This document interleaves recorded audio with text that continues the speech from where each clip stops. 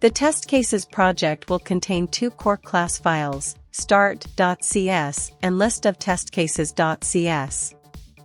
The main method will be located in the start.cs file, where it will call the run method from the listofTestCases.cs.